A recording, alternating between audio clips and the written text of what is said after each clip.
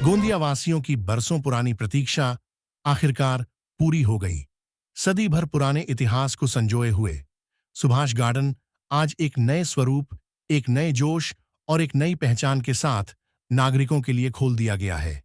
विधायक विनोद अग्रवाल के हाथों हुआ इस गार्डन का लोकार्पण और अब इसे दिया गया है एक गर्व भरा नाम, नेताजी सुभाष चंद्र बोस उद्यान।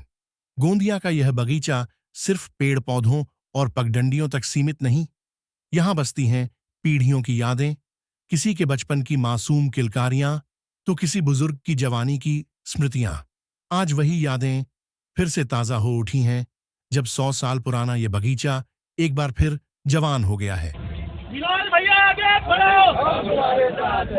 नए रूप में यह उद्यान बना है हर उम्र के लिए खास, जहां बच्चों के लिए हैं झूले और स्लाइड्स, युवाओं के लिए बैडमिंटन कोर्ट और बुजुर्गों के लिए सुकून से बैठने की खुली जगह।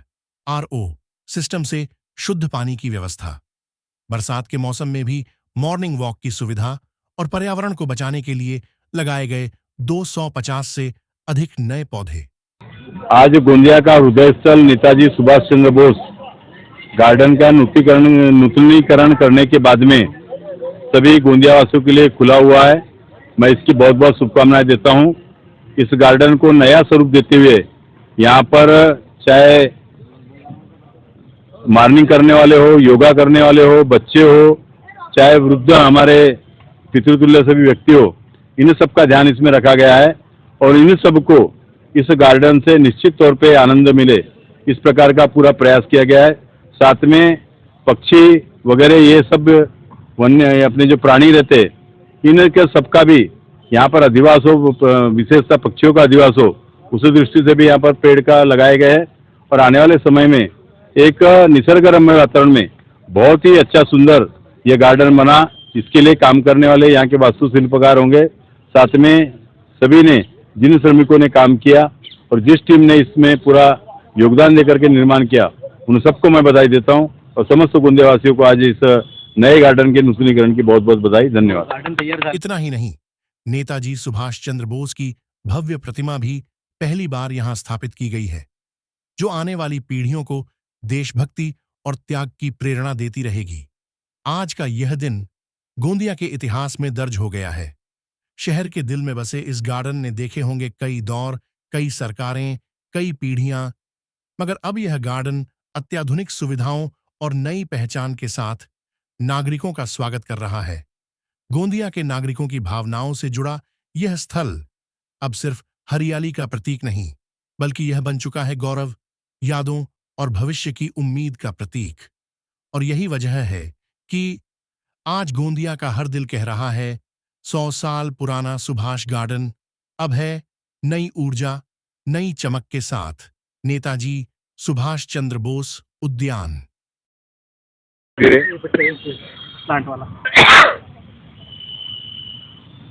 आज सुभाष गार्डन में हमने लगभग 75 किस्म के यहाँ पर पौधे लगाए हैं और लगभग 30,000 की संख्या में आज यहाँ पर पौधे लगाए गए हैं और आने वाले समय में ये गार्डन जैसे जैसे समय जाएगा तो ये पेड़ पौधे जब बड़े होंगे तो ये भी अपने आप में एक सुंदरता का रूप लेंगे।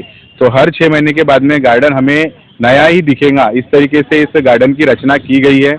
आज शहर के मध्य में ये सुभाष चंद्र बोस का गार्डन था और यहाँ पे पार्किंग की व्यवस्था को काफ़ी दिक्कत होती थी, तो आज पार्किंग की व्यवस्था को ध्यान में रखते हुए फेज 2 में हम पार्किंग का काम शुरू करने वाले हैं, जो आने वाले 3-4 महीनों में पूर्ण हो जाएगा और काफ़ी बड़ी पार्किंग हम यहाँ पर बनाने जा रहे हैं, जिससे कि यहाँ पर बाइक से, साइकिल से या अपने कार से जो भी आएगा तो उन सभी को सुविधा होंगी। अपने बच्चों को, बूढ़ों को आने में काफ़ी दिक्कत होती थी तो वो सब दिक्कतों को भी यहाँ पर दूर होंगी। और निश्चित रूप से ये गार्डन हम सुभाष गार्डन के नाम से जाते थे, पर ये गार्डन सुभाष चंद्र जी बोस के नाम पे है, इसका उल्लेख कई लोगों को पता नहीं था। तो हमने नगर परिषद से इसकी पूरी जानकारी प्राप्त करके नेताजी सुभाष चंद्र बोस गार्डन, इस गार्डन का यहाँ पर नामकरण भी आज अच्छे से किया है और साथ में उनके प्रतिमा का भी आज यहाँ पर 50 साल से ऊपर का ये मैदान है और उनकी प्रतिमा आज तक यहाँ पर स्थापित नहीं थी।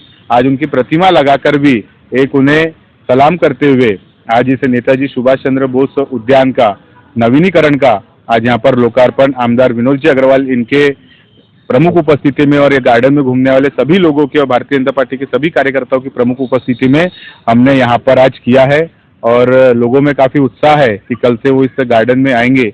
और आज शहर के मध्य में गार्डन होने के कारण अपने घर के बच्चों को या बाहर से आने वाले मेहमानों को लोग घुमाने के लिए गोंदिया में कहाँ ले जाए, ये प्रश्न हमेशा रहता था। और आज सुभाष गार्डन एक ऐसा स्थान बन करके तैयार हुआ है कि लोग अपने बच्चों को या बाहर से आने वाले मेहमानों को इस गार्डन में जरूर घुमाने लाएंगे। और आज रात के समय में लाइट की भी व्यवस्था यहाँ पर पहले नहीं थी और आज लगभग 150 से ज्यादा पोल लगाकर आज यहाँ पर अच्छी अच्छी लाइटें लगाने का हमने प्रयास किया है। तो रात को भी ऐसा कोई भी कॉर्नर नहीं है जो अंधेरे में रहेगा और रात को इसकी सुंदरता और दुगुनी बढ़ती है और लाइट में ये और भी घूमने लायक होता है। इस प्रकार से इसकी रचना हमने करके इस गार्डन को तैयार किया है। पुराने पेड़ों को भी ध्यान में रखते हुए उनका भी हमने ज़्यादा से ज़्यादा यहाँ पर पेड़ ना कटे इस चीज़ का ध्यान में रखते हुए भी यहाँ पर काम किए हैं। और लगभग 30,000 प्लांट हमने इस पूरे परिसर में लगा। एक फाउंटेन हमने यहाँ पर लगाया गया। आज गोंदिया शहर का एकमेव नेताजी सुभाष चंद्र बोस उद्यान, आज इसके नूतनीकरण का लोकार्पण हुआ है। और निश्चित रूप से पिछले वर्ष आमदार विनोद जी अग्रवाल इनकी संकल्पना से इस कार्य को शुरू किया गया था और आज लगभग 1 साल पूर्ण होते आया है। और आज ये लोगों के लिए पूरे मूलभूत सुविधाओं के साथ सभी वर्ग के लोगों के लिए ध्यान में रखते हुए, यानी जिसे हम बोलते हैं बचपन से लेकर 55 तक, ऐसे सभी वर्ग के लोगों के लिए ध्यान में रखते हुए, चाहे महिला हो, बच्चे हो, बूढ़े हो, सभी वर्गों को ध्यान में रखते हुए इस गार्डन का नूतनीकरण किया गया है। आज इस गार्डन का जब शुरुआत हुई थी तो यहाँ काफ़ी कठिनाई थी। यहाँ पर पीने के पानी की व्यवस्था ही नहीं थी, यहाँ पे शौचालय की व्यवस्था ही नहीं थी, बारिश में जो आया पानी उसके निकलने की व्यवस्था ही नहीं थी, इतने सारे प्लांट थे उनको पानी देने की व्यवस्था नहीं थी, जिससे कि यहाँ जंगल जैसा वातावरण हो गया था। और कई ऐसे डेड एरिया थे जो अभी तक के गार्डन में यूज नहीं किए गए थे, जिसके कारण हमें लगता था कि गार्डन हमारा काफ़ी छोटा है। और ऐसे अनेक जगहों के प्लेसमेंट यहाँ पर बहुत पुराने तरीके से थे। आज गोंदिया शहर बड़ा हो गया है, जनसंख्या बढ़ गई है, लोगों का आना यहाँ बहुत बढ़ गया है। और इस सब चीज़ों को ध्यान में रखते हुए गार्डन का एक एक कॉर्नर यूज हो, लोगों के काम आए, उसको ध्यान में रखते हुए आज हमने यहाँ पर गार्डन का काम शुरू किया था।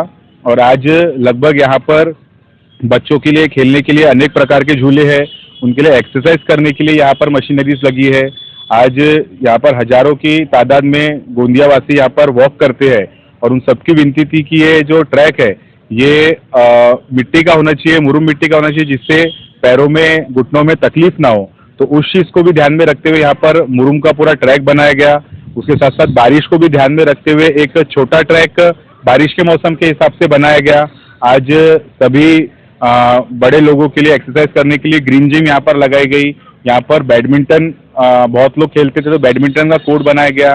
बच्चों के लिए एक हमने चेस के यहाँ पर व्यवस्था की है कि लोग यहाँ पर आके चेस खेल सकते हैं, उसके भी हमने यहाँ टेबल बनाए।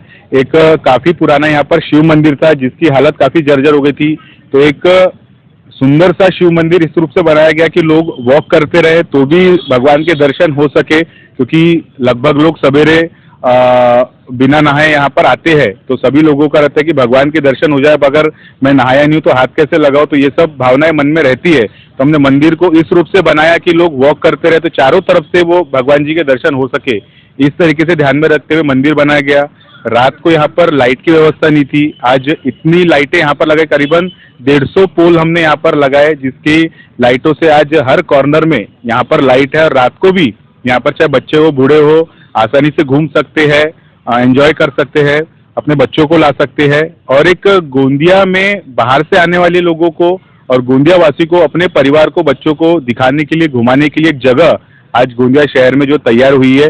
आज यहाँ पर छोटे छोटे मैदान बनाए गए जिसमें मल्टीपर्पज एक्टिविटी अपन ले सकते हैं। आज महिलाओं के गणगौर के यहाँ पर कार्यक्रम होते हैं।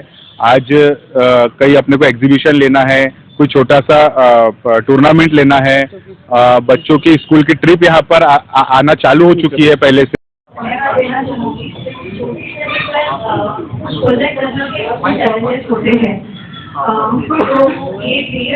और रोहित और उनकी पूरी टीम, चाहे वो इलेक्ट्रिशियन हो चाहे यहाँ के मिस्त्री हो, क्योंकि ये मैंने खाली नहीं थी, खाली प्लॉट नहीं था, इतने सारे झाड़ों के बीच में और लोगों की आवागमन के साथ ही पूरा कंस्ट्रक्शन करवाना थोड़ा समय जरूर लगा, लेकिन उतना ही कठिन भी था। तो ये सारे चैलेंजेस से हम ओवरकम कर पाए क्योंकि उद्देश्य सही था। तो इसलिए ईश्वर की अनुकंपा और बड़ों के आशीर्वाद से हम ये पूरा कर पाए। तो इसके लिए मैं सभी का धन्यवाद देती हूँ। उसके बाद मैं आपको बताना चाहूँगी कि हमने इसमें क्या क्या अच्छी कोशिशें की हैं। सबसे पहले तो हमने कोशिश की है कि जितने वृक्ष हो सकते थे, क्योंकि बड़े थे, बूढ़े थे और इतने सालों से थे, उन्हें जैसे थे वैसे रख पाए। वो जो बहुत जरूरी था उससे हमें बहुत भारी मन से कटवाना पड़ा। तो ये हमने कोशिश की कि उसके इसमें हम लोग उसे दोगुना वृक्ष लगा सके।